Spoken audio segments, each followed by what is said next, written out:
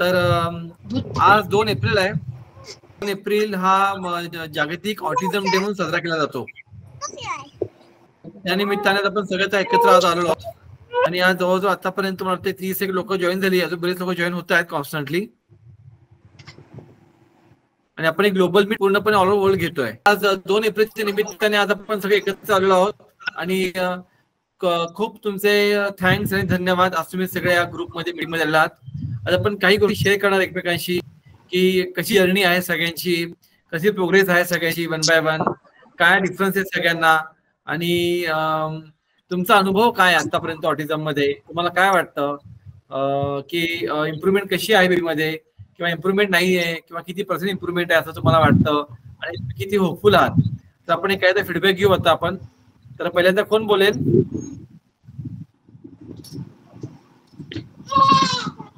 वाघ बोला तुम्ही. Good evening sir. माझा आवाज येतोय का सर्वांना? हा येतोय. हा सर, तुमच्याशी जॉईन झाल्यापासून आमचा पर्सनली फीडबॅक असा आहे की आम्हाला माझा मुलगा पराग मध्ये म्हणजे खूप चेंजेस असे बघायला मिळत आहेत. पराग अगोदर वॉशरूमला जायचा असेल तर तो कुठे वॉशरूम करायचा. जेव्हापासून आपलं मेडिसिन चालू झालंय तो आम्हाला हात धरून सांगतो की मला म्हणजे बाथरूम मध्ये जातो आणि तो आता म्हणजे लिटरली सांगतो तुम्हाला की तो बाथरूम मध्ये जाऊन वॉशरूम करतो किंवा समजा टॉयलेटला लागले असेल त्याला तर टॉयलेटला जातो. त्याचा अगोदर आय कॉन्टॅक्ट अजिबात नव्हता. जेव्हा आम्ही तुम्हाला जॉईन झालो त्याच्यानंतर त्याचा म्हणजे बिफोर आणि आफ्टर मध्ये म्हणजे खूप फरक आहे. Very good. हा, आणि दुसरी गोष्ट अशी की त्याचं कम्युनिकेशन म्हणजे आय कॉन्टॅक्ट खूप वाढला आहे आणि बऱ्यापैकी म्हणजे आम्ही आई वडील म्हणून अशा खूप असे छोटे छोटे सिम्पटम आहेत की ते आम्हाला खूप इम्प्रूव्ह वाटतात. म्हणजे सर्वच गोष्टी नाही सांगू शकत आता इथं, परंतु म्हणजे लक्षात नाही येत अचानकपणे, परंतु मी 100% सांगू शकतो की आम्हाला होप आहे तुम्हाला जॉईन झाल्यापासून आम्हाला परागमध्ये 99% आम्हाला त्याच्यामध्ये फरक वाटतोय. अगोदर आम्ही रात्री अजिबात, माझी ड्युटी आता समजा इथं एक आमचं MSF मध्ये मी ड्युटी करन्सीला आहे, तर मी अक्षरशः पहिला हॉस्पिटलला ड्युटीला होतो KM हॉस्पिटलला. तर रात्रभर ड्युटी करायची आणि घरी वाईफ आणि मुलगा रात्रभर जागे राहायचा. जेव्हापासून आम्ही डॉक्टर तातेडच्या क्लिनिकशी जेव्हा आम्ही जॉईन झालो तेव्हापासून पराग कधी कधी 10ला झोपतो, कधी 11, म्हणजे 12च्या आत त्याचं शेड्यूल चेंज झालंय. जो रात्रभर जागी राहायचा. म्हणजे आता सर्वच पॅरेंट्स लोकांना सांगायचं म्हटलं म्हणजे सर्वच म्हणजे जेव्हा आपला मुलगा याला ऑटिझम आहे हे स्वीकारायला थोडा वेळ लागतो. आम्ही तर मुंबईचे सर्वच हॉस्पिटल, सर्व त्याच्या बेरा टेस्ट असेल, प्रत्येक म्हणजे नको त्या प्रकारच्या सर्व टेस्ट केल्या आम्ही. MGM हॉस्पिटल असेल, सेंट जॉर्जेस असेल, वाडी हॉस्पिटल असेल, KM हॉस्पिटल असेल, परंतु प्रत्येक ठिकाणून आम्हाला निराशाच भेटली. आणि जेव्हा आम्ही तुम्हाला जॉईन झालो तेव्हापासून आम्हाला म्हणजे आम्ही खूप म्हणजे बेटर फील करतोय. आता आम्ही निवांत झोपतो, निवांत मी ड्युटी करू शकतो. ड्युटी मध्ये माझा खूप चेंजेस झाला. नाही तर मी ड्युटीवर असल्यावरती पण सारखं घरचं टेन्शन असायचं. तेव्हा म्हणजे आम्ही काही नोव्हेंबर पासूनच ऍड झालेलो आहे. आणि आता 2 एप्रिल म्हणजे साधारण नोव्हेंबर, डिसेंबर, जानेवारी, फेब्रुवारी, मार्च 5 महिन्यामध्ये आम्हाला खूप म्हणजे सांगू नाही शकत एवढ्या प्रमाणात परागमध्ये आम्हाला चेंजेस दिसत आहे. आणि आम्ही 2 वर्ष कंप्लीट करणार आहोत आणि तुमच्या ज्या काही गाईडलाईन्स असेल आम्ही सर्व फॉलो करतो. तर अजून एवढीच अपेक्षा आहे की अजून त्याच्यामध्ये चेंजेस व्हावे आणि तो एक साधारण मुलांसारखा व्हावा. कारण प्रत्येक आई वडिलांच्या मनामध्ये काय भावना आहे मी माझ्याहून सांगू शकतो. आम्ही जे पॅरेंट्स लोक असतात ज्यांचे ऑटिझम मुलं असतात खूप अगोदर दुःखी असतात, सॅड असतात, सांगू नाही शकत आमचं मनोगत. आणि अशा लोकांचे तुम्ही अश्रू पुसायचं जे कारण करता आणि म्हणजे चेहऱ्यावरती जे हसू तुम्ही आणतायत हे तुमच्या याच्यामागे खूप मोठं श्रेयाचा वाटा आहे. तर आम्हाला अजून तुम्ही चांगल्या प्रकारचं गाईडलाईन्स करा आणि जेणेकरून त्याचा ऑटिझम दूर होईल. जास्त अपेक्षा नाही आमची की एकदमच तो नॉर्मल, परंतु म्हणजे तो आई वडिलांना ओळखता आला पाहिजे, त्याला वस्तूंची ओळख झाली पाहिजे आणि तो त्याच्या मिनिमम म्हणजे त्याला आपण एकटं जरी सोडलं तरी तो एकटा राहू शकला पाहिजे, बस एवढीच अपेक्षा आहे. नक्कीच. तर हा खूपच चांगला फीडबॅक आहे मिस्टर पवन वाघचा.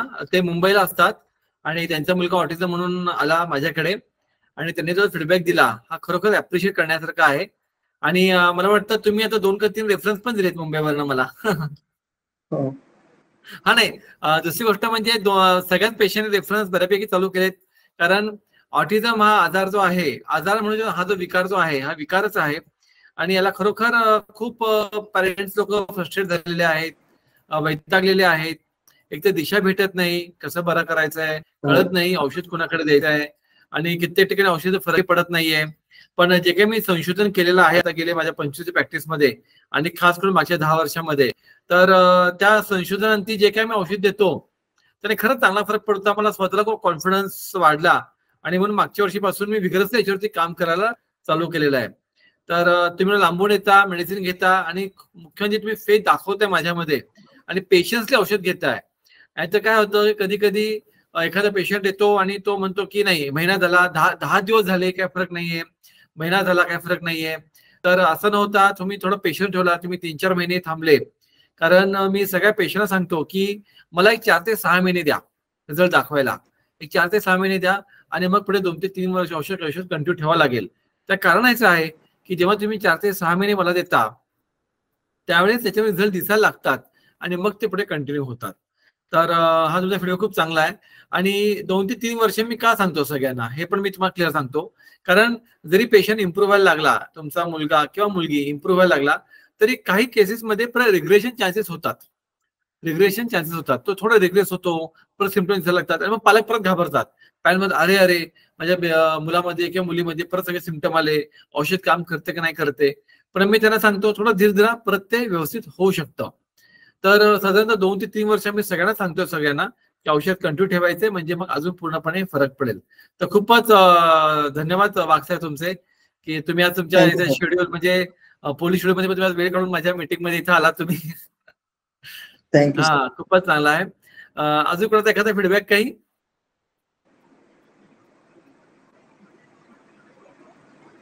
मिसेस टेकाडे. Hello sir. हा हॅलो, तुम्ही बालीवरनं बोलताय ना आता? नाही, मी आहे सध्या पुण्यामध्ये. अच्छा, पुण्यात आहात तुम्ही. अजून 2-3 महिन्यांनी जाऊत. अच्छा, कसे बेबी मध्ये आता इम्प्रुव्हमेंट सांगा. ऍक्च्युली मी स्टार्टिंग पासून सांगायचं म्हणजे प्रयत्न करेल.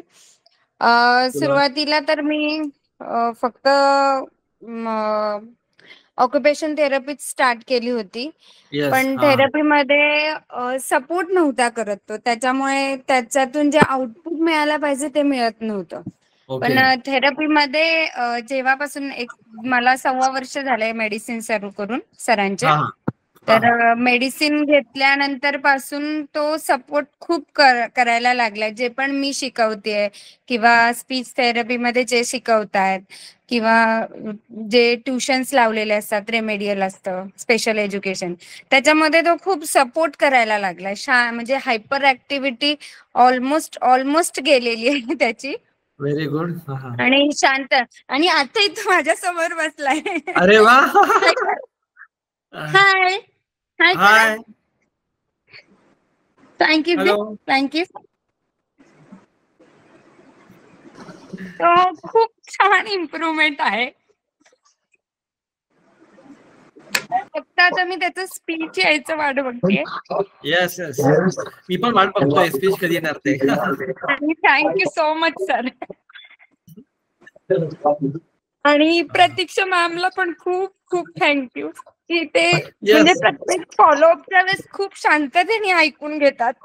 म्हणजे असं कधीच घाई नाही करत की ठीक आहे. प्रत्येक म्हणजे कितीही क्वेश्चन्स विचारता, कितीही काही म्हणजे त्यांना सांगा, खूप वेळा त्या ऐकून घेतात. आणि इतर मध्ये काही प्रॉब्लेम्स आले त्यांना मेसेज केला तर त्यांचा इन्स्टंट रिप्लाय असतो. आणि त्याचा अवेअरनेस पण खूप जास्त वाढलाय.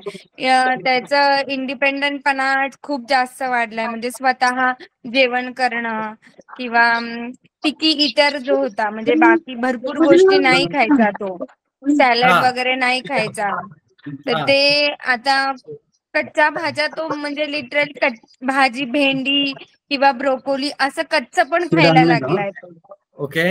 कच्चं पण खातोय आणि म्हणजे आधी असं होतं किती पण त्याला रागवा, किती पण म्हणजे प्रेमाने सांगितलं तरी नाही कळायचं, रागवलं तरी नाही कळायचं. पण आता ह्या गोष्टी खूप चेंज झाल्या. नुसतं मी दुसऱ्या रूम मधून नुसतं रेयांश असं ओरडले मोठ्याने, फक्त रेयांश एवढंच म्हणावं लागतं की तो स्टॉप करतो. म्हणजे कळतं त्याला की आईचा स्वर कुठला आहे, म्हणजे खालचा स्वर आहे की रागवतीये, हे मला करायचं नाहीये किंवा हे करायचंय बाबा. तर त्या गोष्टी त्याला खूप खूप समजायला लागलेल्या आहेत. म्हणजे बाकी गोष्टींमध्ये म्हणजे मी 100% सॅटिस्फाईड आहे. फक्त आता मला स्पीचचं त्याचं खूप म्हणजे जास्त वेट करते मी. येस, नक्कीच नक्कीच. तर खूपच छान फीडबॅक आहे मिसेस टेकाडे. मिसेस टेकाडे बालीला असतात आणि त्या आल्या होत्या ट्रीटमेंटसाठी 1.5 वर्षापूर्वी माझ्याकडे. 2-3 महिने सध्या आहेत त्या इंडियामध्ये, पण त्यांच्या बेबीला पण खूप चांगला फरक पडला. तर आता याच्यामध्ये मी 2-3 गोष्टी अजून सगळ्यांना क्लिअरली सांगतो की खूप मला पेशंट प्रश्न विचारतात की थेरपी आवश्यक आहे का, थेरपी आवश्यक आहे का, स्पीच थेरपी किंवा ऑक्युपेशनल थेरपी किंवा अप्लाइड बिहेवियर थेरपी. तर खरोखर या सगळ्या थेरपी आवश्यक आहेत, कारण आम्ही सगळ्यात सांगतो पॅरेंट्सला की तुम्ही याचं असेसमेंट करा. असेसमेंट केल्यानंतर हे जे थेरपिस्ट आहेत हे थेरपिस्ट आपल्याला गाईड करतात, कारण काही त्यांच्या क्वालिटी असतात त्या क्वालिटी इम्प्रूव्ह व्हायला किंवा त्या क्वालिटी एनहान्स व्हायला नक्कीच फरक पडतो. आणि म्हणून थेरपी मी सांगतो कंटिन्यू करायला. एक लेवल आली, बेबी मध्ये अंडरस्टँडिंग वाढलं, बेबी चांगलं इम्प्रूव्ह व्हायला लागलं की त्याच्यानंतर मी सांगतो की ठीक आहे, थेरपी प्रमाण थोडं कमी करा. तुम्ही विकली 5 वेळा जाताय तर 3दा जा, 2दा जा किंवा 1दा जा, पण थेरपीचं प्रमाण मी नंतर कमी सांगतो. तर पण नक्कीच थेरपी ही आवश्यक आहे, हे लक्षात घ्या. विदाउट सपोर्ट आपण, विदाउट थेरपी सपोर्ट आपण पूर्णपणे क्युअर नाही करू शकत बेबीला. आणि ही एक जर्नी आहे, हे लक्षात घ्या.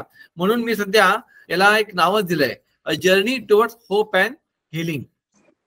Homeopathy and autism, a journey towards hope and healing, हे आजचं आपलं शीर्षकच आहे की आपण ही सगळी जर्नी एकत्र पुढे न्यायची आहे, की जेणेकरून तुमचा जो प्रवास जो आहे, जे सफरिंग आहे पॅरेंटचं, आज जे मिस्टर वागणे सांगितलं किंवा मिसेस टेकाणे सांगितलं, यांचं ऐकलं मी की आनंद वाटतो आम्हाला पण की आम्ही जे एफर्ट्स घेतोय, आम्ही ज्या एफर्ट्सनी सगळी माहिती विचारतोय, डॉक्टर प्रतीक्षा तुम्हाला सपोर्ट करतायत, आमची टीम पूर्णपणे जे काम करते तर नक्कीच फरक पडतो. आणि आम्ही बघतो की रिझल्ट खूप पॉझिटिव्ह आहे.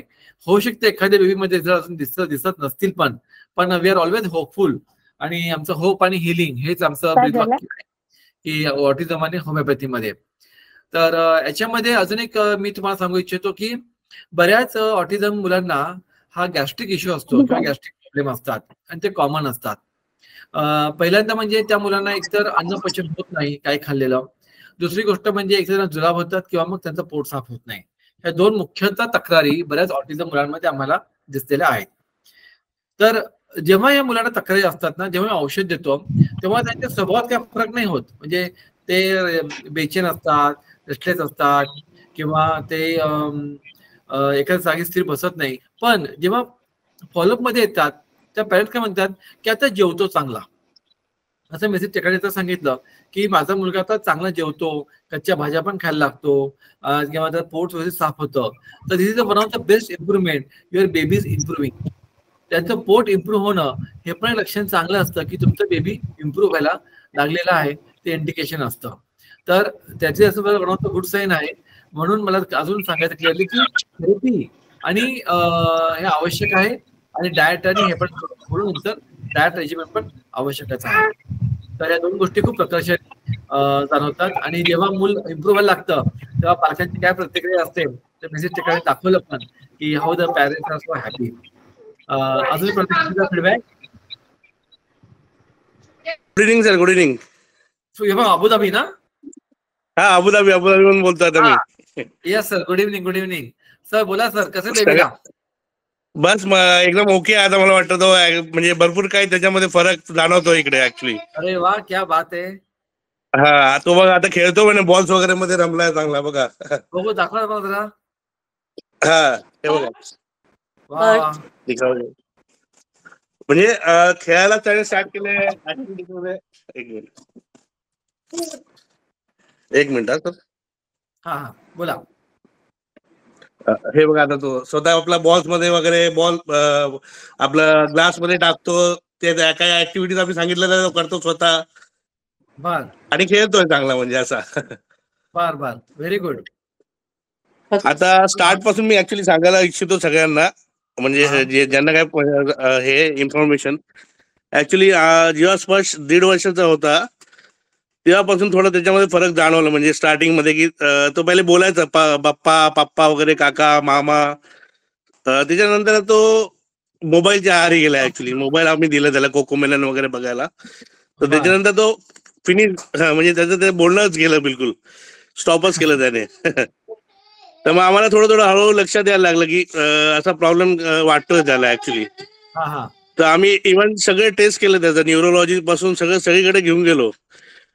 तर सगळ्या टेस्ट ओके आल्या, काय प्रॉब्लेम नाही आला त्याच्यामध्ये, म्हणजे एव्हरीथिंग ओके. असं इव्हन न्यूरोलॉजिस्टने त्याच्याकडे आम्ही 3 सेशन केले, पण तर त्यांनी रिपोर्ट पण बनवला ऍक्च्युली ऍज पर त्याचं जे काय 2-2 तासाचे 3 सेशन घेतलेले. तर त्या रिपोर्टच्या हिशोबाने त्याला माइल्ड ऑटिझम असा डिटेक्ट झाला होता तेव्हा. ऍक्च्युली आता मी सध्या इथे अबुधाबीलाच असतो आणि एक सेंटर आहे इथे, थेरपिस्ट सेंटर आहे, त्याच्या बाजूलाच मी घर घेतलं ऍक्च्युली रेंटने. तर त्याला मी थेरपिस्ट पण चालू केली, म्हणजे ऑक्युपेशनल थेरपी आणि ABA बिहेवियरल थेरपी दोन्ही. तर ते कंटिन्यू आता चालू आहे. 1 महिना झाला आहे ऑलमोस्ट, 1-2-1.5 महिना झाला आहे. आणि प्लस आपले मेडिसिन, तर त्याच्याने चांगला फरक आहे त्याच्यामध्ये बिलकुल. आता हायफाय वगैरे आपण हायफाय करायला सांगितलं तर हायफाय पण करतो तो, एवढा आहे. बर बर बर. असं आहे. So you are happy now.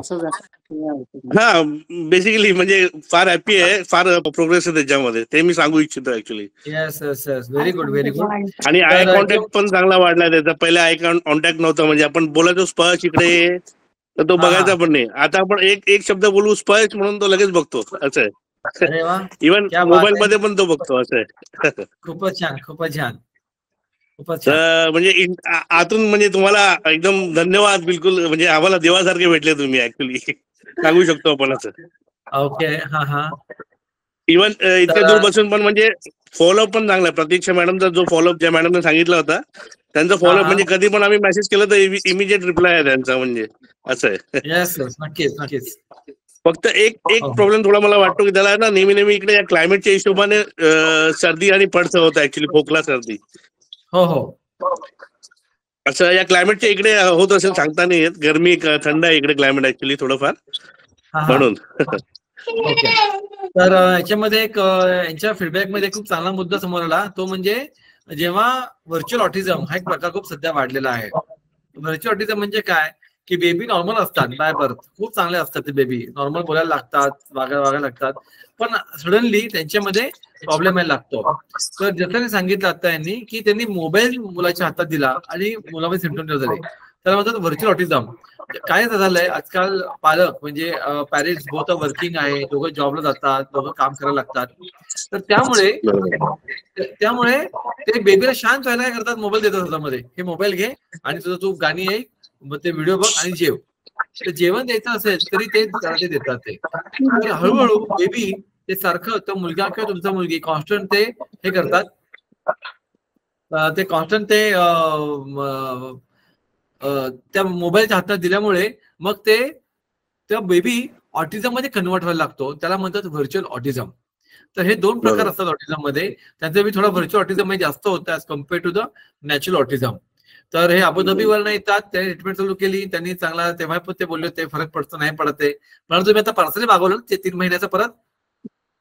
हा, मी ऍक्च्युली अजून मागवलंय, म्हणजे आता 6 महिन्याचं कम्प्लीट होते, अजून 6 महिन्याचं मागवलंय मी परत. Yes yes yes. तर म्हणजे सांगतो मी सगळ्यांनाच की ऍटलीस्ट 2 to 3 इयर्सचा कोर्स कम्प्लीटच करा सगळ्यांनी, म्हणजे रिग्रेशन चान्सेस खूप कमी होतात ते. तर it's a very good thing in case. आणि सेकंड थिंग आहे की ही जी मुलं आहेत, सर्व ऑटिझिस्टिक मुलं जी आहेत, त्यांना सर्दी खोकला वारंवार होत असतो. तो का होतो हे पण मी तुम्हाला सांगतो. कारण या मुलांची कुठे ना कुठेतरी प्रतिकार क्षमता थोडी कमी असते.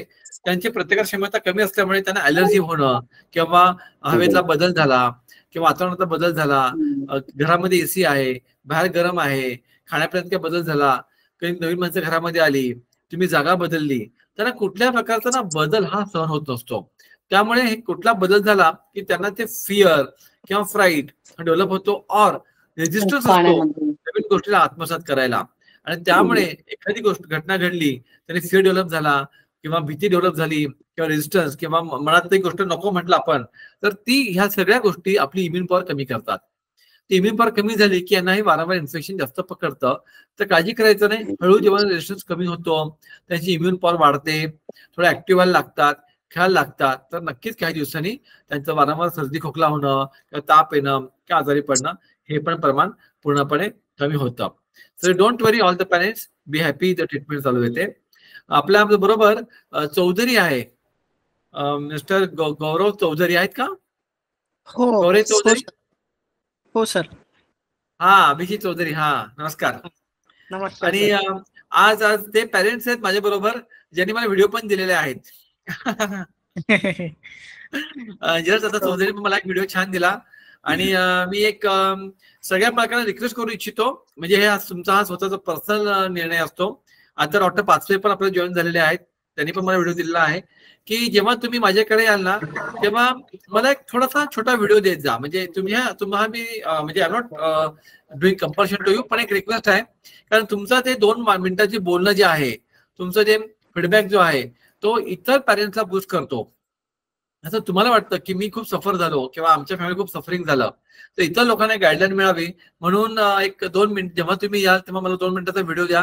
तर फक्त सांगा की माझ्या बेबीला ऑटिझम होतं, पूर्वी हा त्रास होता, औषध दिलं, आता बरं झालंय, आणि इतर पालकांना खूप त्याचा फायदा होणार आहे. तर ही रिक्वेस्ट आहे. बोला मिस्टर चौधरी. हा सर, तर पहिले म्हणजे गौरेशचं जे होतं तर तो पहिले बोलायला लागला होता, आई बाबा मामा. पण मग अचानक तो म्हणजे टीव्ही पाहायला लागला तो, आणि मग कोविड असल्यामुळे तो टीव्ही पाहायला लागला घरातच, आणि मग तो एकदम त्या ट्रान्स मध्येच चालला गेला.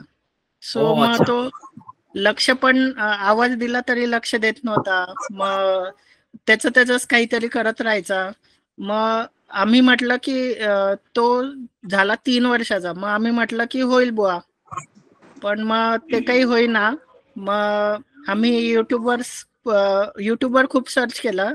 मग सर तुमचा व्हिडिओ भेटला आम्हाला, आणि तुम्ही एकदम देवदूतासारखे आले आमच्यासाठी.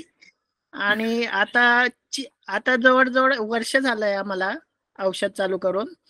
सो त्याच्यात इतके बदल दिसत आहे आम्हाला की पहिलं तर तो कॉन्स्टिपेटेड राहायचं सारखंच, तर ते टोटल बंद झालेलं आता. दुसरी गोष्ट, तो लक्ष देतो. तिसरी गोष्ट, घरी कोणी आलं की त्याला काही फरक पडेना.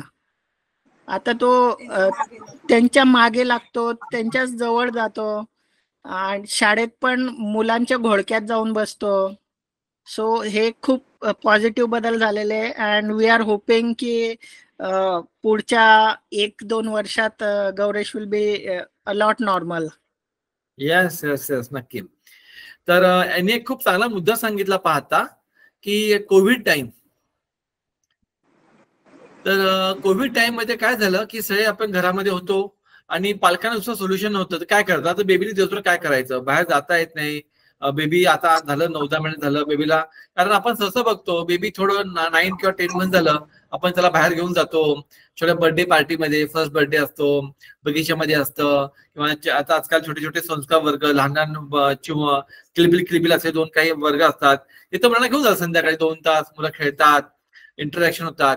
पण काय झालं कोविड मध्ये ना, हे सगळे इंटरॅक्शन बंद झालं, हे पूर्ण इंटरॅक्शन बंद झालं. आणि त्यामुळे जसं आता बोलतो त्यांचं बेबी जे आहे हे थोडं व्हर्च्युअल ऑटिझममध्ये शिफ्ट झालं. Constant exposure to TV also, mobile तर आहेच, पण कॉन्स्टंट एक्सपोजर टीव्ही आहे किंवा कॉन्स्टंट टीव्ही वरती सारखं ते कार्टून बघतात, आणि त्यामुळे पण काही मुलं एकदम ऑटिस्टिक मध्ये डेव्हलप होतात. मिस्टर चौधरी, आता गौरव आता बोलतो का व्यवस्थित? गौरेश आता बऱ्यापैकी बोलायला लागलेला आहे सर. खूप व्हेरी गुड. म्हणजे बऱ्यापैकी खूखूप बोलतो की आज आता मला पोळी दे, आता भाजी दे, मला पाणी पाहिजे, मला सू आली, मला बाहेर जायचंय, पप्पा ऑफिसला गेले, किंवा ते मी ऑफिसला जातो तर पप्पा ऑफिसला चालले वगैरे, बाय वगैरे. हो, औषध आहे घ्यायचं. का औषध. गौरेश आहे? हो गौरेश दाखवा. हाय कर, हाय कर बेटा, हाय बेटा, हाय कर. हाय करायचं. Hi Gauresh. What is your name? What is your तर नाव Okay, वगैरे गौरेश. सुद्धा सांगायला लागलेला आहे. बर. ओके. तर हा जो आज आहे, आणि त्यांनी आताच एक मुद्दा सांगितला पाहिजे की त्यांच्या मुलाला कॉन्स्टंट कॉन्स्टिपेशन राहायचं. जसं आता मी बोललो की जेव्हा गॅस्ट्रिक प्रॉब्लेम असतात मुलांना त्यावेळेस पण प्रॉब्लेम हे कमी व्हायला लागतात. आधीमध्ये थोडा प्रॉब्लेम येऊ शकतो, पण गॅस्ट्रिक प्रॉब्लेम जेव्हा कमी होतात म्हणजे याचा असा अर्थ आहे की बेबीमध्ये नक्कीच 100% इम्प्रुव्हमेंट आहे, आणि स्लोली इम्प्रुव्हमेंट वाढत जाते, आणि मग त्यांच्यामध्ये इम्प्रुव्हमेंट नक्कीच दिसते. खूपच धन्यवाद मिस्टर चौधरी. आता आम्हाला मिस्टर चौधरी मध्ये एक व्हिडिओ पण दिला, त्याबद्दल त्यांचे खूप धन्यवाद. अजून कोणी देणार आहे फीडबॅक? थँक्यू सर, तुम्हाला खूप. ओके. मिस्टर बहल नक्षित. मिस्टर बहल.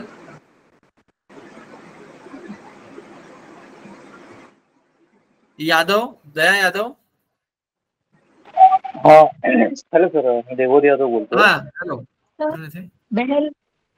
हा, तर ऍक्च्युली 3 वर्षाची माझी मुलगी असताना तिला थोडी अंडरस्टँडिंग कमी होती. आम्हाला ह्याच्याबद्दल माहितीही नव्हतं, ऑटिझम बद्दल. नंतर आम्हाला समजून गेल्यानंतर काही गोष्टी टेस्ट केल्यानंतर आम्हाला कळलं हे ऑटिझम म्हणून आहे. ते थोडं शॉकिंग होतं आमच्यासाठी, पण नंतर आम्ही युट्यूबवरती जसं बघितलं, यांनी सांगितलं की व्हिडिओ बघितले, त्यानंतर आम्हाला तुमचं नाव पुढे आलं की अशी ट्रीटमेंट होते इथे, आणि मी पुण्यात राहिला आहे. तर नोव्हेंबर म्हणजे जवळजवळ 5 महिन्यापूर्वी तुम्हाला भेटलो. 5 महिने भेटल्यानंतर तुमच्याशी जेव्हा भेटल्या, कारण मी त्याच्या अगोदर जेव्हा मला अंडरस्टँडिंग झाली आहे ऑटिझम बद्दल, तर मी भरपूर डॉक्टर चेक फिरलो, कारण ह्यावेळी योग्य मार्गदर्शन काय भेटत नाही. मी 5-6 डॉक्टर त्यावेळी केले होते, न्यूरोसर्जन्स असतील काय असतील. तर त्यांचे रिपोर्ट काढले, तर सगळे रिपोर्ट म्हणजे ओकेच होते, त्यात काही हे नव्हते. पण नंतर मी तुम्हाला भेटलो ते सगळ्या गोष्टीनंतर, मग तुम्हाला भेटल्यानंतर पहिल्याच दिवशी मला पॉझिटिव्ह हे असं म्हणजे हे वाटलं की बाबा आपल्याला इथे आपलं योग्य निदान होऊ शकतं प्रॅक्टिकली. तर त्याच्यानंतर मी ट्रीटमेंट सुरू केली, आणि 5 महिन्यानंतर मला आता असे चेंजेस दिसत आहेत की तिला काही मुळातच अंडरस्टँडिंग कमी होती, आणि आय कॉन्टॅक्ट पण नव्हता काही. तर आज सुद्धा आय कॉन्टॅक्ट सुरू झालाय, ती बघते इकडे तिकडे, आम्ही आवाज दिला तर बघते. ऍटलिस्ट ही एक गोष्ट आहे की आता फक्त एक आता हे की तिची अंडरस्टँडिंग वाढणं हा एक पार्ट आहे. तर ती इम्प्रूव्ह जशी होईल, जसं आय कॉन्टॅक्ट इम्प्रूव्ह झाला तसं इम्प्रूव्ह झालं की त्याच्यामध्ये इम्प्रूव्हमेंट होईलच. जसं तुम्ही सांगितलं आम्हाला तसं की आम्हाला कमीत कमी 1 ते 1.5 वर्ष अजून कंटिन्यू करायला लागतील सुद्धा. तर मी तुमचं खूप आभारी आहे. ऍक्च्युली तुम्ही आम्हाला योग्य गाईडलाईन दिली. आणि एक फक्त मला विचारायचं होतं की आज हा सेक्शनमध्ये आपल्याला समजा काय व्हॉट्सअप ग्रुप करता येईल का, म्हणजे तुमचं ऍडमिन ठेवून, म्हणजे काय त्याचे डाएट प्लॅन असतील, काय नवीन चेंजेस असतील, काय तुमच्या म्हणजे नवीन काय असते येणार असतील गोष्टी, तुमचे इंटरव्ह्यू असतील काय असतील, तर त्याच्यावर पाठवले तर ऍटलिस्ट सगळ्यांना त्याचा अवेअरनेस होईल, माहिती होईल.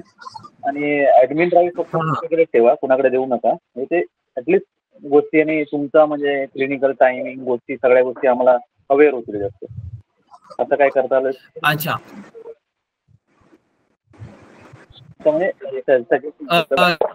नक्कीच विचारेन, कारण जे काही इम्प्रुव्हमेंट क्लिक मध्ये तुम्हाला करतात असते इन्फॉर्मेशन डाएट बद्दल आहे किंवा बिहेवियर बद्दल आहे किंवा रिसर्च आहे किंवा एखाद्या पेशंटचा व्हिडिओ आहे.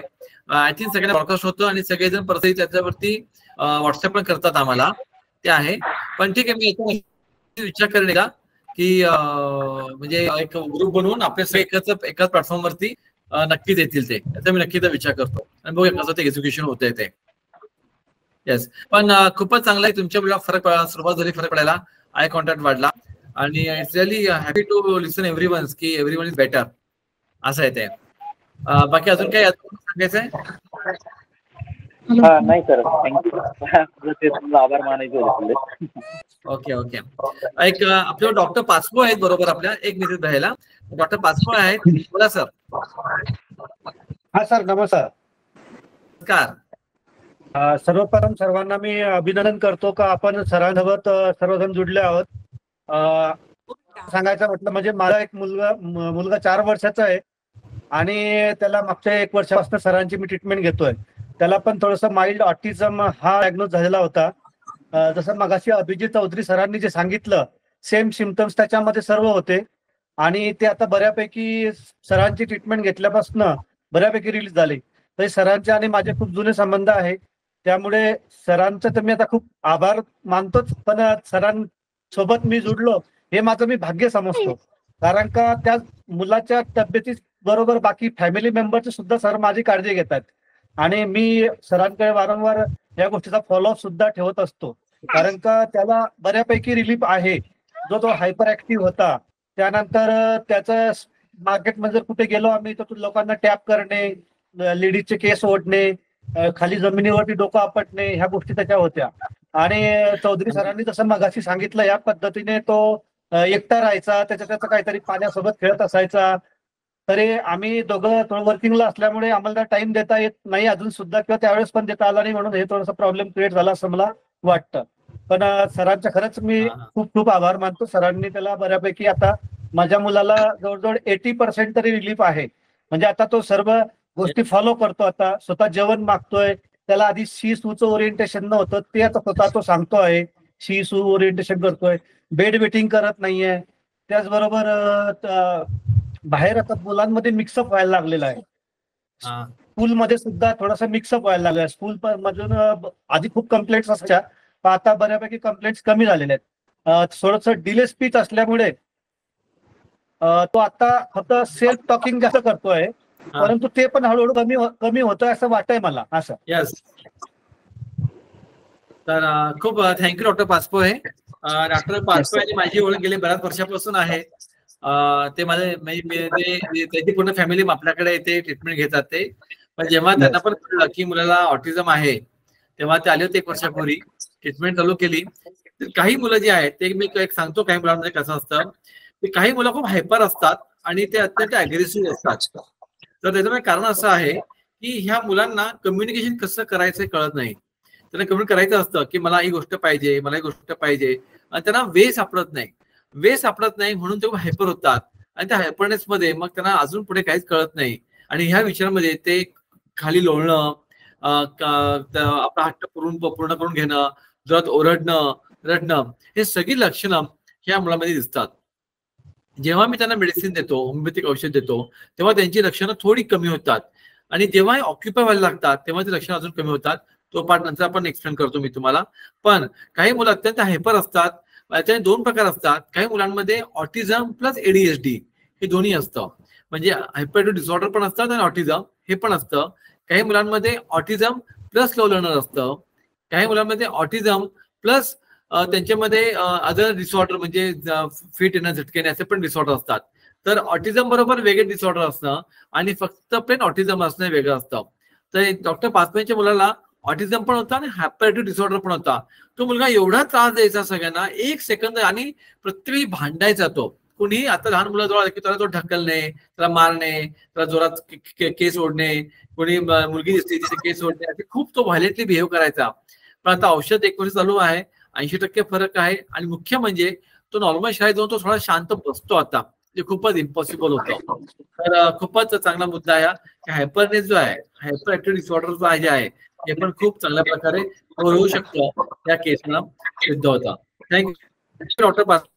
Thank you sir. तुम्ही तुमचा फीडबॅक दिल्याबद्दल. Thank you sir. मिसेस बहेल बोला. Yes sir, good evening. Good evening.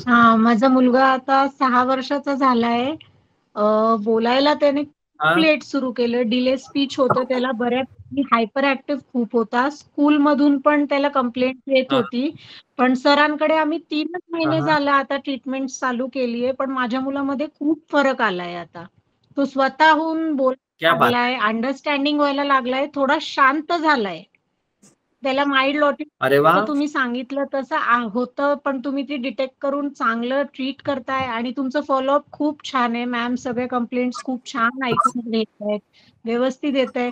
आता तो त्याच्या जे मध्ये आहे, डान्स क्लासमध्ये आहे, तिथं पण खूप छान प्रतिसाद द्यायला लागलाय, व्यवस्थित रुळलाय, दुसऱ्या पोरांबरोबर इंटरॅक्ट करायला लागलाय. Very good, very good, very good. Understanding थोडासा डिले आहे, पण खूप बेटर आहे पहिल्यापासून आता. Yes yes yes. खूप थँक्यू. तर थँक्यू मिसेस बहेल. तर मिसेस बहेलला रेफरन्स एका डॉक्टरने दिला होता मला वाटतं, त्यांच्या मुलाला ऑटिझम होता. येस. तर तर हा जो आहे तर याच्यामध्ये मी तुम्हाला आता एक सांगू इच्छितो की ही मुलं मिक्सअप होत नाही, ट्रीटमेंटच्या आधी मिक्सअप होत नाही. सोशल कम्युनिकेशन यांची जी डेफिनेशन जी आहे, डेफिनेशन काय आहे की they lack of communication and behavioural disorder.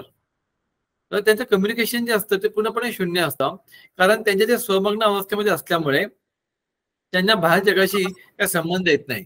पण जेव्हा मेडिसिन देतो, होमिओपॅथिक मेडिसिन जेव्हा आपण देतो, तेव्हा प्रथम तर काही मुलं हे लगेच थोडं बाहेर आय कॉन्टॅक्ट वाढतो आणि इतर लोकांशी मिक्सअप व्हायला लागतात, मुलांशी मिक्सअप व्हायला लागतात, चांगलं खेळायला लागतात, मुलांशी बोलल्यानंतर लागतात. तर that is one of the good sign की बेबी इम्प्रूव्ह होत आहे. आणि अजून एक फीडबॅक पण मी तुम्हाला सांगू इच्छितो की एखाद्या बेबीला फरक पडायला 3 महिने पण लागतात, एखाद्या बेबीला 1 महिना लागतो, एखाद्या बेबीला 6-8 महिने पण लागू शकतो किंवा वर्ष पण लागू शकतं. तर बाबा यांच्या बेबीला लवकर फरक पडला, माझ्या बेबीला उशिरा फरक पडला असं कोणी अनुमान लावू नका किंवा लगेच अझम्पशन करू नका, ही माझी रिक्वेस्ट आहे. कारण काही बेबी खरंच लवकर बऱ्या होतात, काही वेळ लागतो. हे त्यांच्या डिपेंड्स अपॉन की त्यांचे सिम्पटम किती डेव्हलप झालेले आहेत, त्यांचे सिम्पटम किती हायपर आहेत, त्यांचे लक्षणं किती जास्त इंटेन्सिटीनी आहेत, ह्या सर्वांवरती डिपेंड असतं. म्हणून मी सांगतो की हे इंटेन्सिटीवर सगळं डिपेंड असतं, त्यावर सगळं डिपेंड असतं. तर म्हणून थोडा वेळ कमी जास्त लागू शकतो. पण तुम्ही जे फीडबॅक ऐकताय तरी नक्कीच तुम्हाला पण सगळ्यांना बरं वाटेल की हा बाबा ही जर्नी जी आहे hope and healing, autism and homeopathy, a journey of hope and healing जी आपण जे चालू केलंय यात नक्की आपण सगळे सहभागी होऊन आपण नक्कीच अजून इतर लोकांना प्रेरणादायी ही एक नक्कीच कथा होऊ शकते. अजून कोणाला फीडबॅक सांगायचा आहे? Anybody want to share something? बोला. हा. हो, नमस्कार सर. आम्ही पण आता नोव्हेंबर पासून औषध घेतोय. आम्ही डॉक्टर प्रतीक्षां बरोबरच आम्ही सगळे इन्फॉर्मेशन शेअर करत असते मी. तर आमचा पण बदल चांगला आहे. म्हणजे आमचा बेसिकली मुलाला आता माझ्या टेम्परामेंटली त्याचा टेम्परामेंट छान झालंय. म्हणजे हॅपी मनस्थिती जी असते ना, पर्सनल मनस्थिती जी असते त्यांचं ओन सगळं पर्सीव्ह करायला किंवा इमोशनल रेग्युलेशन असतं, तर अशी त्याची मनस्थिती आता छान झाली. तो आता हॅपी बॉय आहे. तो स्माइलिंग उठत असतो शाळेला जायला वगैरे, दिवसा पण तो स्माइलिंग असतो. गाणं, म्युझिक वगैरे हे सगळं त्याला आवडतं, त्याचा तो भरपूर आनंद घेतो. आणि कॉन्स्टंट म्हणजे एंगेज असेल कन्स्ट्रक्टिव्हली तर तो चांगला आहे. आणि म्हणजे हँडल करायला पण तो मला आता इझियर ऑन झालेला आहे. आणि तो ट्राय करतो की म्हणजे रेसिप्रोकेट गोष्टी एखाद म्हणजे तो माइल्ड टू मॉडरेट कॅटेगरीमध्येच आहे. आमच्याकडे लँग्वेज वगैरे सगळी आहे, फक्त आमची लँग्वेज कॉन्टेक्स्ट मध्ये नाहीये. म्हणजे कॉन्व्हर्सेशन मध्ये उत्तर देत असताना आपल्याला मिनिंगफुल उत्तर द्यायचं. कोणी आपल्याला काही विचारलंय तर आपण त्या प्रश्नाचं उत्तर द्यायचं किंवा आपण त्याला आय कॉन्टॅक्ट देऊन उत्तर द्यायचं. इथे आम्ही अजून पोहोचलो नाहीये. बाकी नीड्स आणि ह्या सगळ्या व्यवस्थित तो कम्युनिकेट करत असतो. पण टेम्परामेंटली आता तो हॅपी चाइल्ड झालाय. हा आमचा चांगला बदल आहे गेल्या 4-5 महिन्यामधला.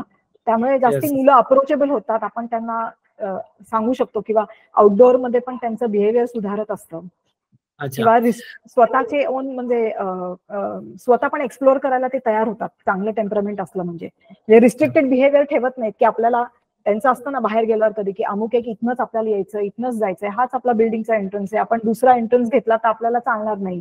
हे त्यांचे जे सगळे असतात जे ते बदलत नाहीत धोरणातलं त्यांचं वागणं. तर त्या सगळ्याची फ्लेक्झिबिलिटी चांगलं टेम्परामेंट असल्यामुळे येऊ शकते. म्हणजे अशी मी अनुभवते आता. आता काही लोकांनी सांगितलंय मला एसएमएस करून की हिंदीमध्ये पण बोला. तो थोडं हिंदीमध्ये बोलतो मी, त्या लोकांना कळेल. कारण काही ऑल ओव्हर वर्ल्ड पण काही याचे जॉईन झालेत. तो बेबी में काफी अच्छा इम्प्रूवमेंट हुआ है और काफी अच्छा शेयर किया कि वो बेबी अभी जो बिल्कुल भी रिस्पॉन्स नहीं दे रहा था, दूसरे लोगों के साथ मिक्सअप नहीं हो रहा था, घुल-मिल नहीं रहा था, तो बहुत अच्छे इम्प्रूवमेंट है. अभी वो उसको समझ बढ़ गई. उसकी समझ बढ़ने से उसको पता चलता है कि मेरा घर कहाँ पे है, मेरा एंट्रेंस कहाँ से जाना है. और वो पहले उसको बिहेवियर डिसऑर्डर था, उसके टेम्परामेंट काफी सैड रहा, बहुत क्रैंकी नेचर था, लेकिन अभी काफी स्माइली हो गया है, काफी अच्छा बिहेव कर रहा है और बहुत हैप्पीली रह रहा है. तो ये बहुत अच्छा इम्प्रूवमेंट है, क्योंकि होम्योपैथिक मेडिसिन देने के बाद सबसे पहले आपका टेम्परामेंट अच्छा होना चाहिए. आपका जो बिहेवियर है, जो बेबी बहुत सैड होता है वो खुश होना चाहिए, जो बहुत एंग्री है वो तो नॉर्मल होना चाहिए, जो बहुत चिड़चिड़ा पर गुस्से करता है वो तो नॉर्मल होना चाहिए. मैं ऐसा नहीं बोलता हूँ कोई भी एकदम शांत एकदम हो जाए, लेकिन वह बेबी जो है वो थोड़ा सा नॉर्मल इंप्रूव होने लगता है और बेबी काफी हद तक अच्छा नॉर्मल बिहेव शुरू करता है. लेकिन ये सभी प्रोसेस के लिए मैं बार बार यही कहता हूँ, थोड़ा टाइम लगता है, तो टाइम देना बहुत जरूरी है। तो थैंक यू मिसेस अकोलकर कि आपने आज अपना फीडबैक काफी अच्छा शेयर किया। वाघ फैमिली कुछ बोलना चाह रहे हैं, आप हिंदी में बोल सकते हैं वाघ?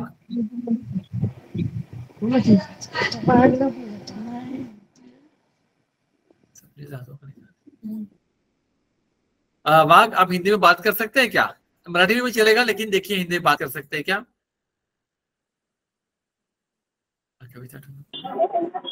सर ऍक्च्युली बाईकवर आहे म्हणून मी बोलू शकत नाही. ओके ठीक आहे सर, बोला बोला, हरकत नाही, बोला वाघ. सर आता जस्ट आता 4-5 दिवसापूर्वी स्टेटमेंट चालू केलेली आहे तुमच्या मुलासाठी. अच्छा अच्छा sir just listening the feedback. Okay okay चालेल, ऐका तुम्ही फीडबॅक सगळ्यांचे, कारण ही आपली जर्नी आहे. तुम्हाला कॉन्फिडन्स येईल की एवढ्या लोकांना फरक पडतोय, आपल्या बेबीमध्ये नक्कीच फरक पडेल. कारण 2 उद्देश आहेत. आज आपण 2 एप्रिलच्या ऑटिझम डेच्या निमित्ताने एकत्र आलेलो आहोत. एक प्लॅटफॉर्म सगळ्यांना कळावा की असं एक औषध आहे होमिओपॅथी की जे इतर मुलांना खूप लागू पडलेलं आहे, खूप मुलांना चांगला फरक पडलेला आहे, आणि आपणही त्या जर्नीमध्ये सहभागी झालो तर नक्कीच होप येतात पालकांना, आणि त्या होप मध्ये मग ते मुलं इम्प्रूव्ह होतात. त्याच्यामध्ये मी आता पॅरेंट्सचा रोल काय हे तुम्हाला सांगतो. मुख्य त्याच्यामध्ये पॅरेंट्सचा मुख्य रोल जो आहे ना, तो म्हणजे माझ्या मुलाला किंवा मुलीला ऑटिझम आहे स्वीकार. आता किती लोकांना ऍक्सेप्ट होईल मला माहित आहे, पण माझा मुलगा किंवा माझ्या मुलीला ऑटिझम आहे हे स्वीकारणं हा एक खूप मोठा रोल आहे. मिस्टर वाघ माईक म्यूट करता का? हा, तर ऑटिझम आहे स्वीकारणं हे खूप महत्वाचं असतं. दुसरा मुद्दा, त्यांना स्वतःला आधी ऑटिझम काय हे समजून घ्यावं लागतं पॅरेंट्स लोकांना, की ऑटिझम म्हणजे काय आहे, हा विकार काय आहे, याची लक्षणं काय आहेत. आता माझ्याकडे काही पॅरेंट्स येतात, ते म्हणतात की डॉक्टर या महिन्यात लक्षणं आता होती, आता बदलली, आता अजून बदलली, म्हणजे बेबी रिग्रेस झालं का माझं? बेबी रिग्रेस होत नाही, ते असं पण बेबी रिग्रेस होत नाही. लक्षणं ही ऑटिझमच्या मुलांची काय बदलतात. या महिन्यामध्ये काही असतील, त्या पुढच्या वेळी काही असतील, अजून पुढच्या वेळी काही असतील, ही लक्षणं वेगळी वेगळी असू शकतात. त्याला घाबरायचं कारण नाहीये, त्यात नक्कीच इम्प्रुव्हमेंट होत जाते. तर पहिला मुद्दा म्हणजे पालकांनी ऍक्सेप्ट करणं. दुसरा मुद्दा म्हणजे पालकांनी ऑटिझम म्हणजे काय हे स्वतः स्वीकारल्यानंतर थोडा अभ्यास करणं आवश्यक असतं. तिसरा मुद्दा असा असतो की त्या पालकांना स्वतःला एज्युकेट व्हावं लागतं अबाउट द ट्रेनिंग. कोणत्या पण तुम्ही थेरपी सेंटरला गेला, तुम्ही थेरपी सेंटरला किती जरी सांगितलं की हा फरक पडलाय, म्हणजे थेरपी सेंटरमध्ये किती पण थेरपी मुलांना दिल्या, स्पीच थेरपी आहे, बिहेवियर थेरपी आहे, थेरपी आहे, योगा थेरपी आहे, डान्स थेरपी आहे, बिहेवियर थेरपी आहे, पण जेव्हा तुम्ही काही स्वतःहून शिकता, काही थेरपी तुम्ही स्वतःहून हे करता, त्यावेळेस त्या बेबीमध्ये जास्त इम्प्रुव्हमेंट आम्ही बघितलेली आहे. आज सगळे माझ्याकडे पॅरेंट आले, ते राहायला मला तर कुठे होते, जर्मनी. हा, ते जर्मनीहून आले होते. ते स्वतःहून 42 टाईपचे थेरपी स्वतःहून शिकले ते, 42 टाईपचे थेरपी स्वतःहून शिकले ते. तर इट्स रिअली गुड थिंग. तर तुम्हाला स्वतःला एज्युकेट व्हावं लागतं, काही थेरपी तुम्हाला स्वतः शिकावं लागतात. अजून एक पॅरेंटची जबाबदारी ही असते की जेव्हा तुम्ही थेरपी मुलांना घरी आणता, आता 3-4 तास बेबी थेरपीसाठी गेलेला आहे, तुम्हाला असं वाटतं चला बेबी थेरपीला गेलेला आहे, बेबी थेरपी शिकून येतो. तो शिकून आल्यानंतर ना त्याला एक्झॅक्टली ना विरुद्ध वातावरण द्यायचं नाही घरामध्ये. आपण काय करतो, तो बेबी शिकून आला की आपण थोडं विरुद्ध वातावरण घरात देतो, आणि त्यावेळेस मग तो शिकल्याचा फायदा होत नाही एवढा. तर माझा तरी काय की तुझे बेबी जेव्हा थेरपी सेंटर घरी येतं ना, त्या थेरपी सेंटरला जो शिकला आहे, सपोज त्यांनी म्युझिक थेरपी शिकला, तर घरी पण ना म्युझिक लावा थोडा वेळ जरा. सपोज डान्स केला आहे तर थोडा डान्स तुम्ही करा, शेअर करा. तर ती थेरपी पुढे घरात कंटिन्यू केली ना, तुम्हाला जास्त आत्मसात करतात आणि त्यांना अजून प्रोत्साहन मिळतं की आपण शिकतोय ते बरोबरच आहे. तर हे खूप महत्वाचा मुद्दा आहे. आणि अजून एक मुद्दा असा आहे की या मुलांना बाहेर घेऊन जात जा, त्यांना घरात थांबवायचं नाही. त्यांना रोज संध्याकाळी गाडीवर बसवायचं, चक्कर मारायची, त्यांच्याबरोबर रोज फिरायचं. तुम्ही जेव्हा कुठे मॉलमध्ये जाता, तुम्ही थिएटरमध्ये तर थोडं कमी प्रमाण आहे, पण बगीच्यात जाता, आणि मुख्य करून त्यांना रोज बगीच्यात घेऊन जायचं. प्रत्येक व्यक्ती राहते, त्याच्या आजूबाजूला कुठेतरी 2-4 किलोमीटर परिसरामध्ये एक छोटी बाग असते, त्या बागेमध्ये त्यांना घेऊन जायचं. तुमच्या तिथे एखादं बाल केंद्र असेल तर तिथे जर व्हायलेंट बेबी नसेल तर तिथे ठेवून तुम्ही त्याला रोज 3 तास पाठवायचं.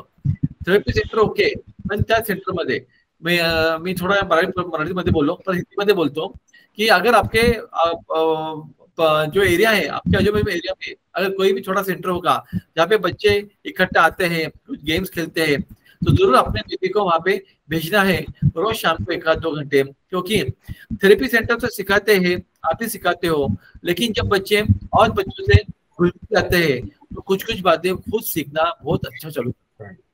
तो यह ख्याल हमेशा रखें, बच्चों के साथ अपने साथ हमेशा हर नई जगह पे लेना चाहिए ताकि उनका कम्युनिकेशन अच्छा हो। तो वापस मैं हिंदी में रिपीट करता हूँ, जब आपको ऑटिज्म है यह पता चलता है तो सबसे पहली बात पेरेंट्स लोगों को एक्सेप्ट होना चाहिए। अनकंडीशनल लव बोलते हैं इसे कि हाँ मेरे बेबी को ऑटिज्म है। उसके बाद खुद को एजुकेट करना चाहिए कि क्या क्या उसके लक्षण होते हैं, क्या साइनस सिम्टम्स होते हैं। तीसरी बात, थेरेपी सेंटर से जब बच्चों घर पे लाते हैं तो वही थोड़ा वातावरण मिलता जुलता घर में रहे ताकि बेबी उस वातावरण से ताकि अच्छा हो जाए। सिर्फ चौथी बात, आपको खुद पे भी और उस बेबी के साथ आपको अच्छा घुल मिलना चाहिए, खुद एजुकेट करके खुद कुछ थेरेपी खुद पे भी लेना चाहिए घर पे, और बेबी को अपने साथ लेके जाना चाहिए। और सबसे एक महत्वपूर्ण बात इसमें कि यह सब बात करते हुए आपको अपना भी ख्याल जरूर रखना है, क्योंकि यह सब करते हुए मैंने देखा है कई माएँ बहुत थक जाती है, उनको भी चिड़चिड़ापन होता है, वो मेरे सामने रोती भी है कि क्या करूं सर, बहुत तकलीफ होती है, इसको संभालना, घर को संभालना, सबको संभालना तकलीफ होता है। तो मैं सैल्यूट करता हूँ सभी मदर को कि जो सही में इतने सब जिम्मेदारियां संभालते हुए भी बेबी को भी संभाल रहे हैं, रियली सैल्यूट टू हर। लेकिन इस बीच में खुद को भी संभालना बहुत जरूरी है, क्योंकि अगर आप अच्छा स्वस्थ रहोगे तो बेबी भी अच्छा स्वस्थ जल्दी हो सकता है। तो इस तरीके से पेरेंट्स के लिए थोड़ी ये बातचीत करनी थी कि पेरेंट्स में क्या क्या इम्प्रूवमेंट होना चाहिए, और इसको अनकंडीशनल हो या सपोर्ट आपको जरूर देना, क्योंकि उसका ही परिणाम बहुत दिनों के बाद बहुत अच्छा आता है। और एक है जिनको बताना है, वाजपेयी, मिस्टर वाजपेयी। हाँ जी sir, good afternoon. Good afternoon. कहाँ से? मैं सर नेरे से बोल रही हूँ। कहाँ से? नेरे, अच्छा बोलिए। हाँ, मैंने सर आपके ट्रीटमेंट मैंने भी कराया सर, उसमें बहुत इम्प्रूवमेंट है, बहुत ज्यादा है सर। अच्छा, हाँ, क्या क्या इम्प्रूवमेंट है बताइए। वो पहले तो स्कूल में ना तो लिखना पढ़ना भी कुछ नहीं आता था, अब तो पूरा ABCD सारा मतलब पढ़ाई में भी अच्छा है, और सोशलाइज भी होता है बच्चों के साथ, काफी चीजें उसमें। पहले मैं थेरेपी भी यहाँ दिल्ली में ले रही थी, थेरेपी भी कराई हूँ, लेकिन मुझे उसमें इम्प्रूवमेंट नहीं में दिखा। अच्छा। हाँ जी, फिर मैंने आपका ट्रीटमेंट अभी मेरे को 6-7 मंथ हुआ होगा, बट उसका रिजल्ट मेरे को तो बहुत अच्छा मिला सर। थैंक यू सर आपको। अच्छा, आपका वीडियो ऑन कीजिए ना। हेलो। हाँ जी सर, वीडियो हाँ यस, ताकि मैं पेशेंट पाऊँ ना क्योंकि इतने पेशेंट होता है। नहीं आप थैंक यू सर, मेरे बच्चे में बहुत इम्प्रूवमेंट है। वो बच्चों के साथ फ्रेंड बनाता है, फ्रेंडों को नाम भी अब लेता है कि मेरे इतने सारे फ्रेंड हैं, और एक्चुअली सबके साथ मतलब आई कांटेक्ट भी बहुत अच्छी करता है, और स्कूल में कभी भी उसकी कंप्लेन नहीं आती। स्कूल में उसका सबसे अच्छा रिजल्ट आया इस बार, उसका फोटो लगाया गया। अरे वाह, क्या बात है, क्या बात है। तो यह जो इम्प्रूवमेंट बताया अभी मिसेज वाजपेयी ने, यह बहुत अच्छा इम्प्रूवमेंट है, क्योंकि मैं जब बच्चों में इम्प्रूवमेंट दिखता है तो मैं 2 बातें पूछता हूँ सभी पेरेंट्स से कि थेरेपी सेंटर का रिपोर्ट क्या है, स्कूल का रिपोर्ट क्या है। जब दोनों जगह से रिपोर्ट पॉजिटिव आता है, सर मेरे को थेरेपी में क्या है, एक्चुअली थेरेपी में क्या है सर, वो रटाते थे। मैंने 1 ईयर उसको थेरेपी कराया, वो कुछ भी मुझे रिजल्ट नहीं मिला।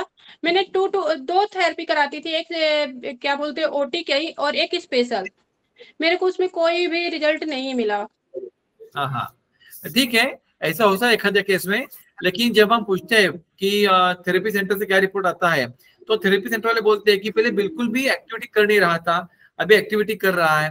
कुछ लोग बोलते हैं कि जो बिल्कुल तो समझ नहीं थी, अभी थोड़ा समझ रहा है, बिल्कुल घुल मिल नहीं रहा था, अभी घुल मिल रहा है। तो ऐसे बहुत सारे लोग हैं कि जो रिपोर्ट देते हैं अच्छा सा, और बहुत स्कूल का रिपोर्ट आता है कि थोड़ा भी अटेंशन हो गया है, थोड़ा बैठ रहा है, थोड़ी बातें थोड़ा और बच्चों से घुल मिल रहा है। तो ये सभी अच्छे इम्प्रूवमेंट है। आज मुझे इतने खुशी हो रही है, मैं क्या बताऊं कि इतने लोगों का अच्छा बहुत फीडबैक देखते और सबका लाइफ इतना अच्छा है। हमें फीडबैक सुनने जा रहे हैं। मिसेस नीना जाधव, सुरेखा जाधव कहाँ पे है? हेलो, नमस्ते सर। हाँ, सुरेखा जाधव। नमस्ते। नमस्कार नमस्कार। मिसेस सुरेखा जाधव यांनी माझं नाव अख्ख्या भारतभर फेमस केलं। तर त्यांचा फीडबॅक आता ऐकू आपण। हा सर, माझा आवाज येतोय ना सर? येतोय, बोला। मी सुरेखा जाधव, मी सांगली जिल्ह्यात विट्यापाशी 9 किलोमीटर गाव आहे, म्हणजे सायशिंगे इथे राहते, मी खेडेगावात राहते। मला 2 मुली आहेत आणि 1 मुलगा आहे, निनाद। तर निनाद आहे ना माझा 2.5 वर्षाचा असताना म्हणजे जाऊ बहिणी त्याला आवाज दिला, तर तो काही बघत नव्हता। त्यावेळेला ती बोलली की अहो हा बघत कसा नाहीये कोरोना काळात। तर आम्ही त्याला विट्यात पिडियाट्रिकला दाखवलं। मग त्याच्या आधी तो थोडं बोलायचा, मम्मी, पप्पा, बाबा, पाणी एवढंच। त्याच्यानंतर त्याने खूप मोबाईल बघितला। मग आम्ही डॉक्टरांना दाखवलं, डॉक्टरांनी आम्हाला कोल्हापूरला दाखवायला सांगितलं। तर माझे सासरे बोलले की मुलं आहेत ना, मुलं लेट बोलतात, सगळ्या क्रिया लेट करतात, तू काही दाखवू नको डॉक्टरांना। मी ठीक आहे बोलले, आता मोठ्या माणसाचं ऐकावं तर लागणारच घरातल्या। त्याच्यानंतर मी 1 वर्ष जाऊन दिलं। त्याच्यानंतर 1 वर्षांनी परत निनादला सर्दी झाली, परत आम्ही विट्या डॉक्टरांना तर डॉक्टर बोलले तू ह्याला काही दाखवलं नाही का अजून? मी बोलली नाही। ते बोलले तुला चांगलं करायचंय का असंच ठेवायचंय? मी बोलले नाही, चांगलं आमच्या तिथे चक्कर आली असं सर बोलल्यावर। मग मी कोल्हापूरला दाखवली निनादला। मग 6 महिने ट्रीटमेंट घेतली, ओटी, स्पीच, थोडाफार इम्प्रुव्हमेंट होता निनादमध्ये, पण काय कारणास्तव त्यांची ट्रीटमेंट बंद झाली।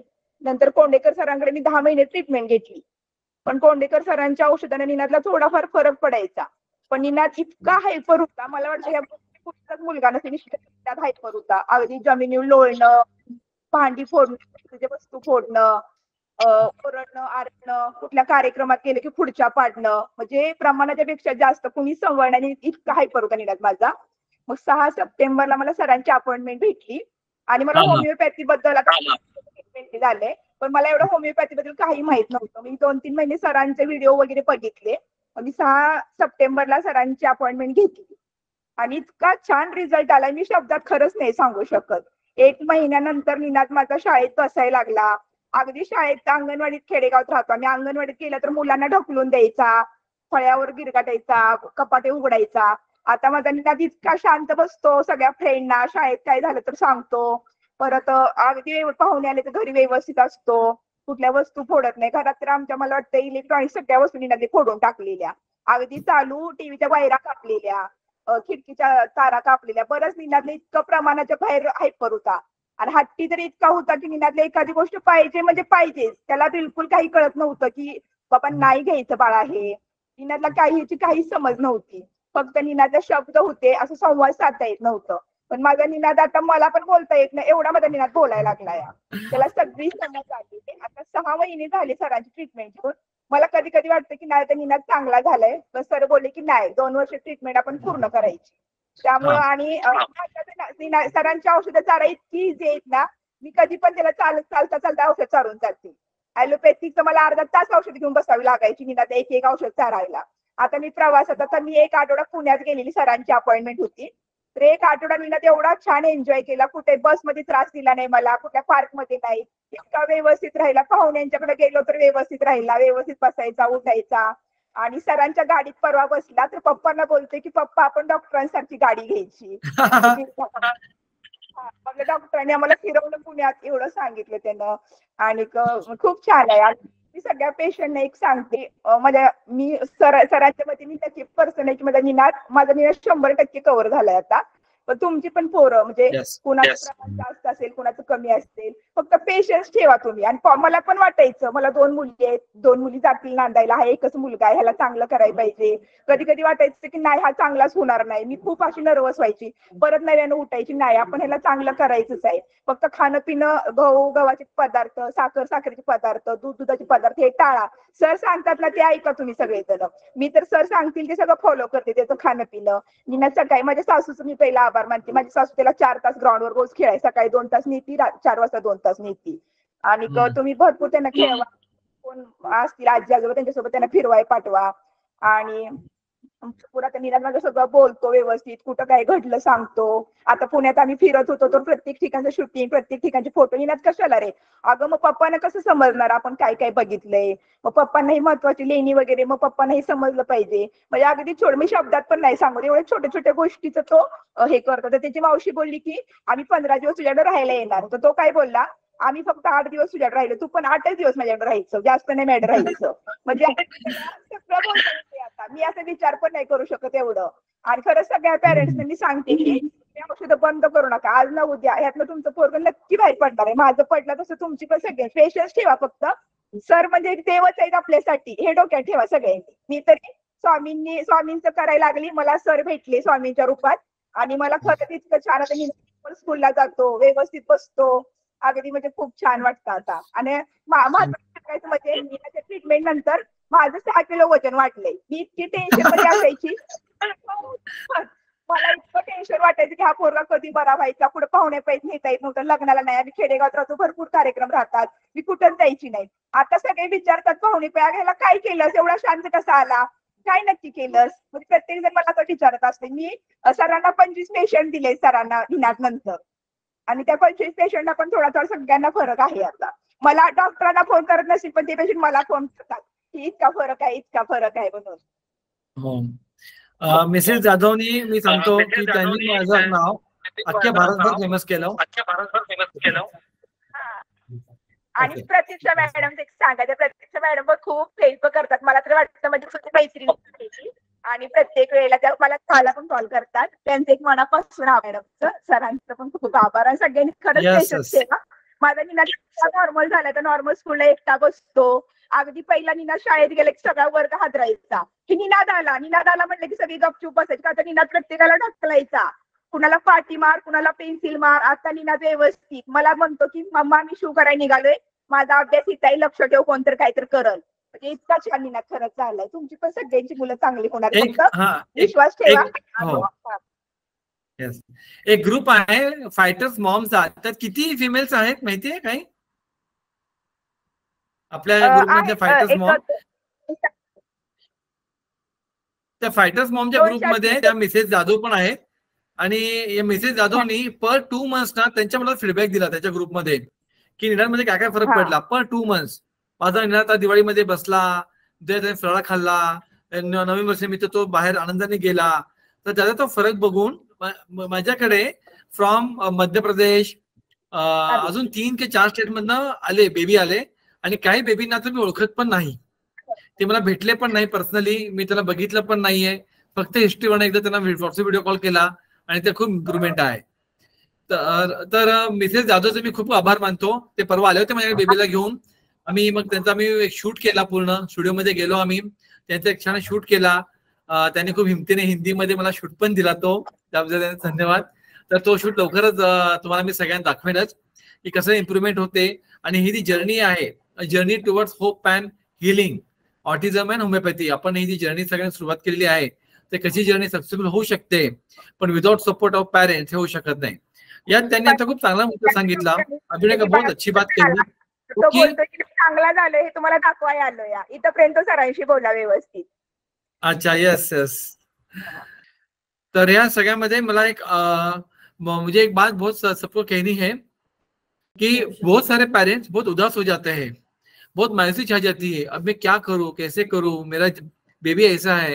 तो मेरा कहना है ऐसा कि बिल्कुल भी मायूस न हो जाइए, बिल्कुल भी नर्वस न हो जाइए, थोड़ा खुश रहिए, क्योंकि आपकी खुशी ही आपके बच्चा, बेटा या बेटी, इनको इम्प्रूवमेंट दे सकता है. अभी मैं और एक बात आपसे कहना चाहता हूँ कि ये जो ऑटिज्म जो है, ये ऑटिज्म जो डिसऑर्डर है, यह disorder as compare to female, male में ज्यादा है. आज जितने भी बात कर रहे हैं देखिए ज्यादा मेल है, फीमेल काफी कम है. तो मेल टू फीमेल यानी 3 मेल टू 1 फीमेल इतना रेशियो है. तो मेल में यह काफी ज्यादा है. तो आपके सभी का बहुत बहुत धन्यवाद. आप सब लोग मुझे फीडबैक अच्छा दे रहे हैं और पॉजिटिव दे रहे हैं. It's really good. और किसी को फीडबैक देना है? Hello hello sir. हेलो. हाँ सर. जाधव. हो सर बोला. पहिला तर कसं बेबीला? एकदम मस्त, खूप इम्प्रुव्हमेंट आहे. आम्ही दुसऱ्याच महिन्यात इम्प्रुव्हमेंट घेतोय. आम्ही पहिल्यांदा आलेलो, आम्ही खूप इमर्जन्सी मध्ये आलेलो. प्रतीक्षा मॅडमने आम्हाला म्हणजे अपॉइंटमेंट घेतलेली, असं ऑन द स्पॉट आलो आणि दिली आम्हाला, त्याच्यासाठी थँक्यू. खूप इम्प्रुव्हमेंट आहे शाळेमध्ये आमच्या. ओके, खूपच चांगला आहे, इम्प्रुव्हमेंट आहे आता. हो. ठीक आहे, खूप खूप धन्यवाद तुमचे. अजून कोणाचा फीडबॅक? Yes sir. देवांशचे पेरेंट्स. हा देवरे. हा अतुल देवरे. हा सर. हा, अरे hello. Say hi. Hi Atul. Hello Deore. हा, कसे बेबीला आता? हो, एकदम व्यवस्थित आहे सर. चांगली ट्रीटमेंट भेटलेली आहे. अजून थोडा हायपर आहे, पण आहे, होईल कव्हर तो. म्हणजे बऱ्यापैकी इम्प्रुव्हमेंट आहे. हा. हो. कुठले डॉक्टर आहे? डॉक्टरांचं नाव काय? देवांश डॉक्टरांचं नाव काय? डॉक्टर. काचेडचे डॉक्टर.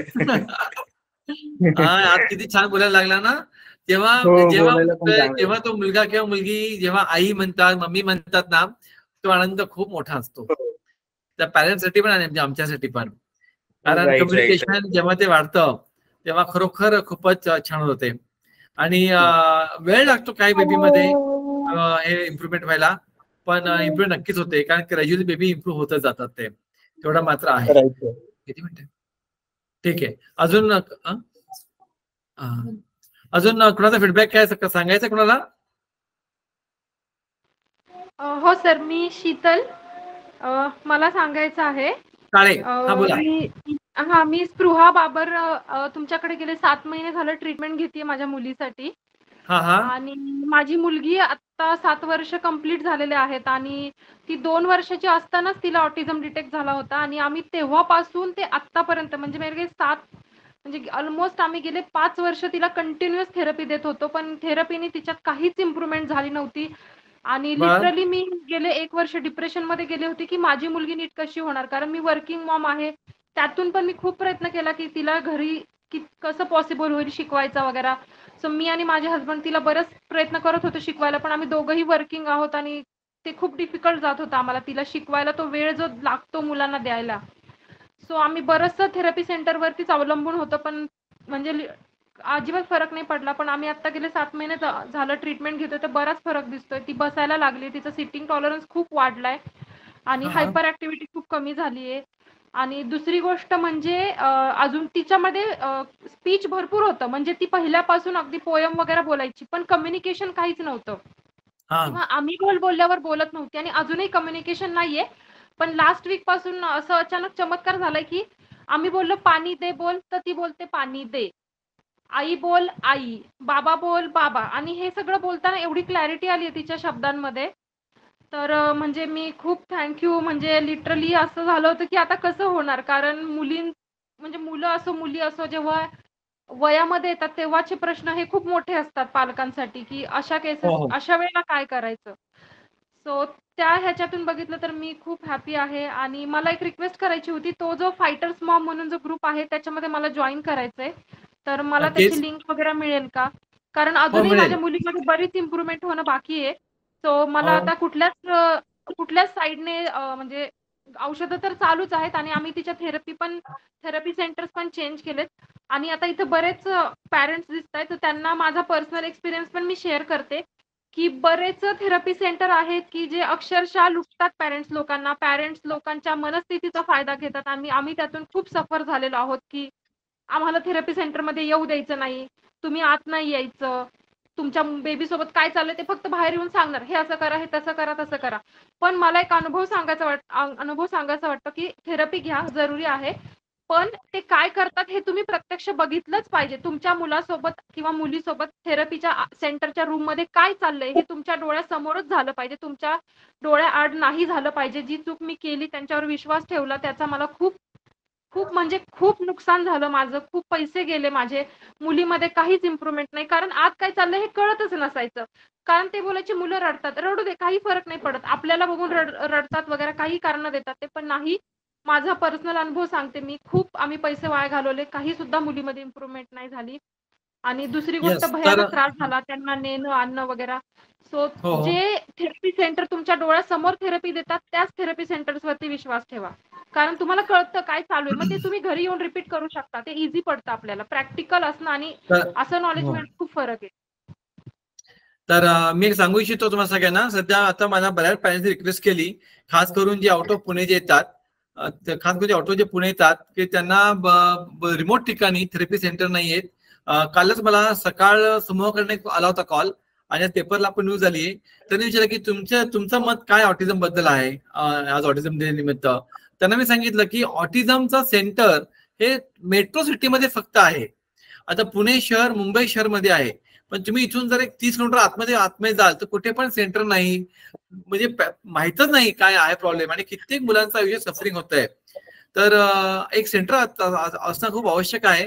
तर बहुतेक काही दिवसामध्ये माझ्याकडेच मी एक थेरपी सेंटर चालू करेन की जिथे लोकांना ऑथेंटिक माहिती मिळेल, ऑथेंटिक सर्व्हिस भेटेल आणि पॅरेंटच्या समोर सगळं होईल की तुमच्या मुलांना खरंच काय आवश्यकता आहे, किती थेरपीची आवश्यकता आहे. तुम्ही 1-2 मिनिट माझ्याकडे थांबा, थेरपी द्या, ट्रीटमेंट द्या, तुम्ही जाऊ शकता. तर असं पूर्ण माझा विचार चालू आहे. ते चालू करण्याचं अजून काय असं हे नाहीये, पण माझा विचार चालला आहे की थेरपी सेंटर आपलं असावं जेणेकरून आपण अजून चांगल्या प्रकारे थेरपी देऊन त्या मुलाला चांगली अजून फास्ट इम्प्रुव्हमेंट कशी करता येईल हा माझा मानस असणार आहे. तर बघूया कसं होते ते काम पुढे. आता त्याप्रमाणे बघू. आता पण मिसेस काही सांगितला नक्की बघा सर, ते तुम्ही करा डेफिनेटली, हे करून घ्या सर प्लीज. हा चालेल, घेतो मनावरती मी, कारण त्याने इतर लोकांना खूप फायदा होईल. म्हणजे ते 2 महिन्यात 8 दिवस इथे आले, थेरपी शिकून घरी गेले, कारण रिमोट एरियामध्ये ना काही सुविधा नाही आहे. जसं मिसेस जाधवने सांगितलं की त्यांना थेरपी द्यायला 4 तास जायला आणि 4 तास यायला लागायचे. त्यांचे 6 ते 8 तास फक्त जाणे जायचे. तिथं कोल्हापूर जायच्या, थेरपी देऊन त्या रोजच्या यायच्या, म्हणजे अजून 4-4 दिवस त्यांचे एवढे वेस्ट व्हायचे. आणि जर आउटपुट नाही आला तर पालक खूप हताश होतात, पॅरेंट खूप हताश होतात. तुम्हाला चाललं एक थेरपी सेंटर काढावं की जे खूप चांगल्या प्रकारे त्या मुलांना हेल्प करेन आणि मदत करेल त्यातनं बाहेर पडायला. तर माझा विचार चाललेला आहे, झाला तर मी तुम्हाला नक्की सगळ्यांना सांगेन. तर मला वाटतं बऱ्याच लोकांनी आज फीडबॅक शेअर केलेले आहेत, त्यांचा अनुभव सांगितलेला आहे, चांगले अनुभव, आणि मी खूपच खुश आहे, आनंदी आहे. मला असं वाटतं की आज जो 2 एप्रिल जो दिवस आहे हा आपला सार्थकी झाला. आणि मी प्रार्थना करतो की प्रभूचरणी की असं मला बळ द्या की मी अजून इतर मुलांना बरं करू शकेन आणि त्यांचं आयुष्य, मुलांचं आयुष्य आणि तुमचं कुटुंबाचं आयुष्य हे चांगलं आणि सुखी हो, हे मी नक्कीच प्रार्थना सगळ्यांसाठी प्रभूचरणी करतो.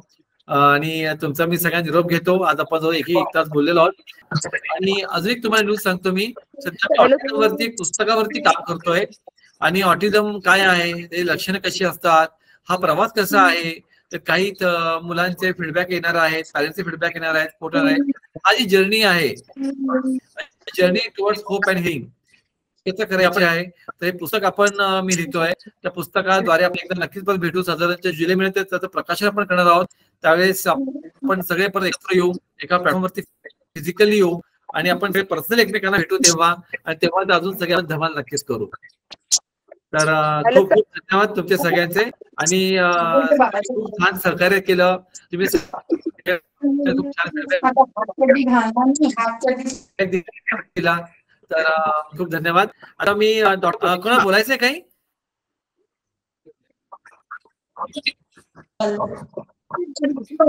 मॅडमला विचारू इच्छितो की त्यांनी मागाशी फिजिओथेरपी बद्दल बोलले, त्यांनी जो त्यांचा अनुभव सांगितला, तर आता ते सध्या कुठल्या फिजिओथेरपीला घेतायत असं मला त्यांच्याकडनं ऐकायचंय. म्हणजे माहिती कुठल्या थेरपी चांगली त्यांना वाटते सध्या आता. चालेल, मी त्याची इन्फॉर्मेशन तुम्हाला कळवतो मी. हो चालेल. तर डॉक्टर प्रतीक्षा पण तुम्हाला थँक्स सांगतायत की thank you for everyone kind support, आणि तुम्ही त्यांना खूप छान काइंड सपोर्ट देताय. आणि मुख्य म्हणजे त्या पण त्यांचा वेळ काढून तुमच्याशी बोलतात, तुम्ही पण वेळ काढून त्याशी बोलता. खूप छान कोऑर्डिनेशन होत आहे. तर thanks a lot for everyone for your great support आणि धन्यवाद. थँक्यू.